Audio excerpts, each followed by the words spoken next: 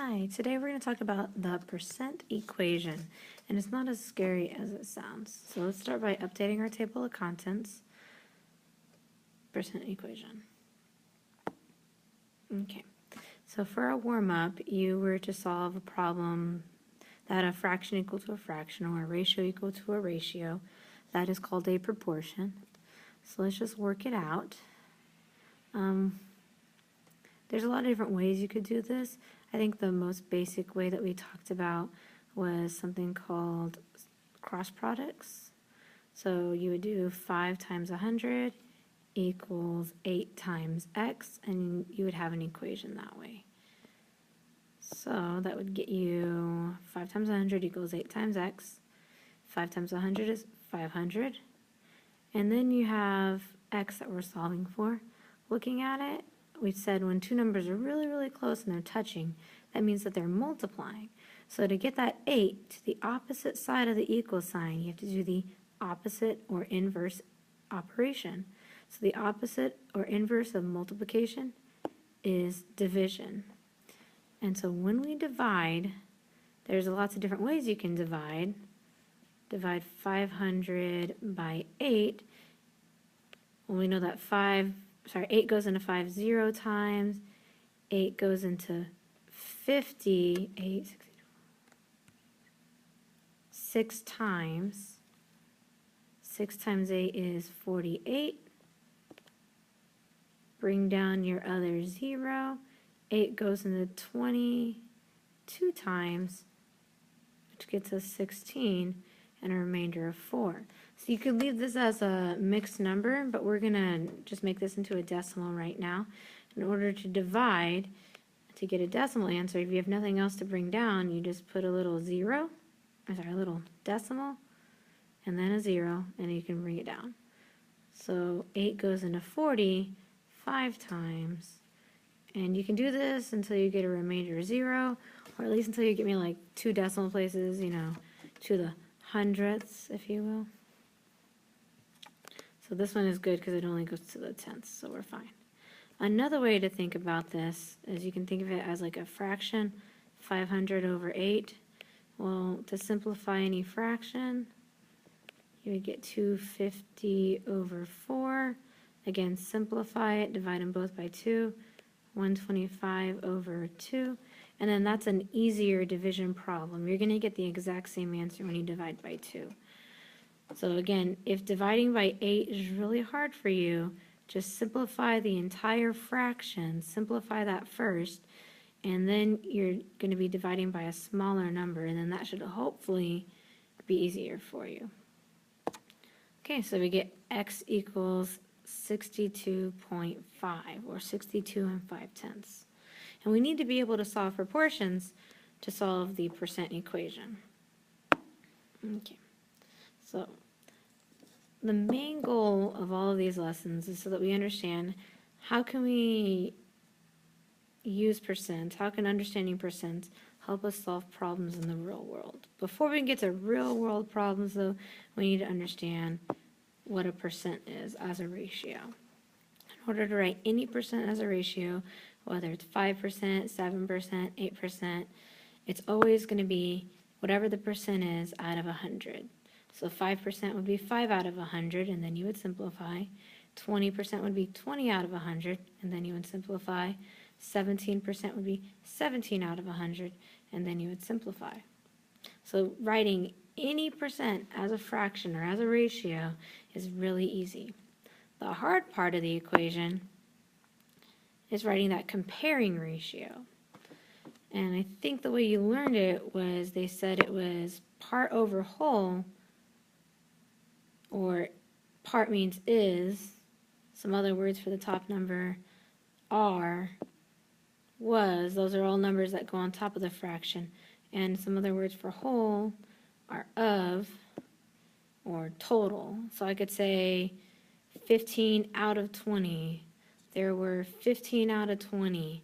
So that would be, 15 would be on the top because it's a was, is, are type of word. And then out of, or of, a total would be on the bottom. I could say something like 7 out of 10 of my students in math club are boys. So the 7,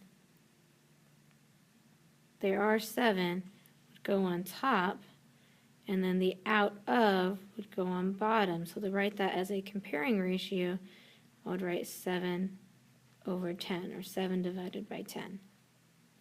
So let's practice this now. Okay, what is 40% out of 12? Okay, well, that's a percent. So to make 40 into a percent, we just put that 40 out of 100. That's how you write any percent equation, or sorry, ratio. Here, though, this is a number, and it's the of 12. Remember what we said? We said percent out of 100, and then we said the part over the total. And again, part could be an is word, and total can be an of word. So since that's of 12, 12 is going to go on bottom. So to make this into an equation, we just put an equal sign in between. And then you would solve it just like normal, by cross multiplying and dividing. Okay, let's set up this other one. Let me change my, 5 is, there, that's better, 5 is, remember is the top number, and then we have of 100, of is a bottom number. Now we don't have the percent equation, but we know if we're looking for the percent number would go on top, and 100 is always going to be below the percent. Another way to look at these two problems, like what are we solving for? The first problem we're solving for the what is. Remember, the question tells you what x is. So we're solving for what is. X is going to be the part. On the second equation, we're solving for what percent. Again, what the question tells us what the x is, and then the percent is the thing on top of the 100. So we have to look at the question always to figure out what we're solving for.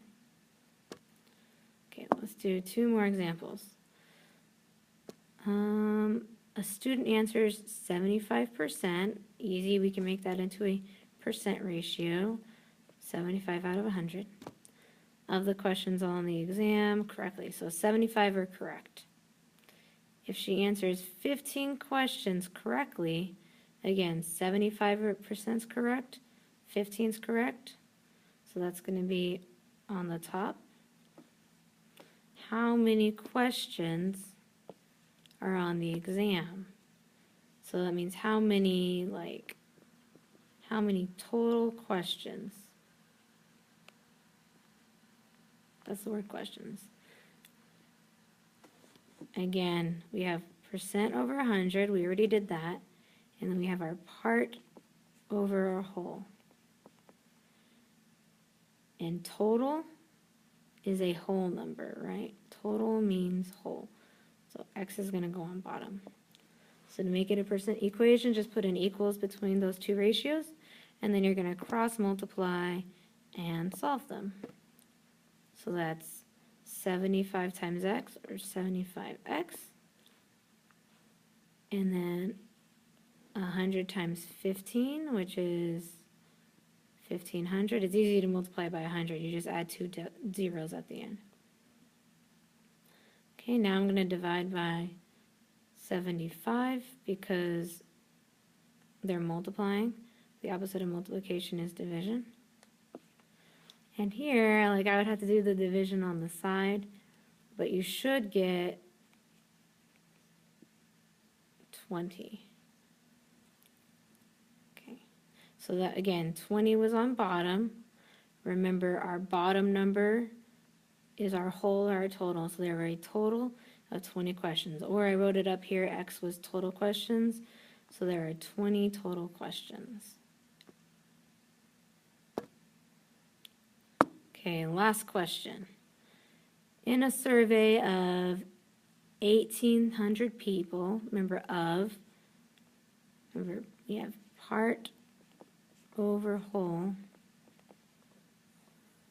and remember, of is a whole word, so that's going to go on bottom, who owned a certain type of car, 540 said they would buy that type of car again. Now, that 540 is not a percent, so it's got to be the part that's buying the car, so I know I've got to put it on top. What percent? So we're looking for percent. Remember how to write the percent ratio? That's percent out of 100. So we don't know what percent it is, so X is going to be the percent. So our other fraction or other ratio is X out of 100. Make it a ratio, set them equal to each other. Again, 1%, we're satisfied. Okay, so we're going to solve it.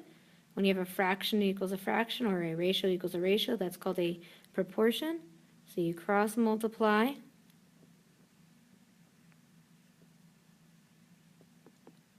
Cross multiply. Okay, so we have this right here. And now the last step is we want to divide. Looking at both of them, I'm going to just divide 1,800. Okay, so there's a quick way to divide when they end in 0. You can just divide both the top and the bottom by 0. Divide both of the top and the bottom by 0. This is what I was talking about at the warm-up problem. Like, simplify your fraction before you divide. Okay, so 540 divided by 18. What is that? I think 0, 3. Okay, now here, if it goes in there 0 times, you just put a 0. And there's no remainder, right? So the answer is 30. Again, X was percent, so it's really 30% your answer. And that's it.